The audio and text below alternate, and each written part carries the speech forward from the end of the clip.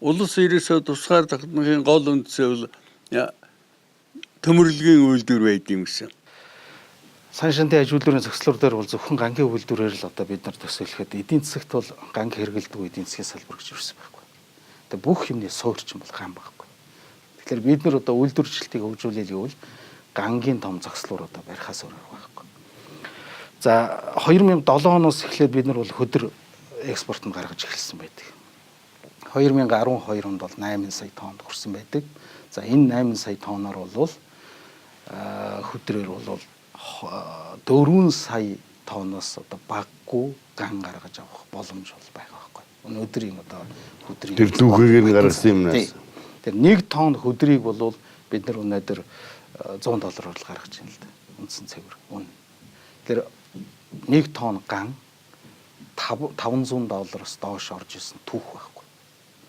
Тэгэхээр тэрнээс дэш 1000 хүртэл одоо өсч болно. Ямар ган хийж байгаасаа хамаарат.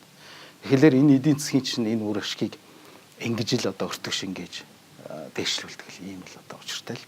Тэгээ гангийн зохицлуулаар бол бид нар одоо мөс хагалагч гэх юм уу одоо сайн шандын аж үйлдвэрийн зохицлуурын мөс хагалагч төсөл нь бол гангийн зохицлуур. 2 саяас 5 сая тонны хүчин чадалтай гангийн зохицлуур байх хэрэгтэй. Эхний ээлжинд бол мэдээж хэрэг тодорхой хэмжээг бол бид нар экспортод гаргах байх. Дотоодын хэрэгцээ бол ойрын одоо 10 жилдээ бол шууд 2 сая тонн хүртэл дотоодд хэрэглэх боломжтой. Та 2 сая тонноос илүү гарсан хэмжээг бол мэдээж хэрэг экспортод гаргана. 1000 хүртэл бол байж болдог практик бол бий. Одоо өмнөд Солонгос байж 1000 кг одоо металл 1 хүнд оногдож идэг. Үйлдвэрлэх одоо хэмжээгээр. Зах зээл бол хангалттай. Бидний одоо яриад байгаа 5 сая тонн бол 1 миллиард одоо дэлхийн гангийн хэрэгцээ ойрын ирээдүйд нь 2.5 миллиард болно гэдэг юм л да. Одоо бол 1.5 миллиард. Дахиад миллиард өсөх гэж байгаа байхгүй 1 миллиардаар.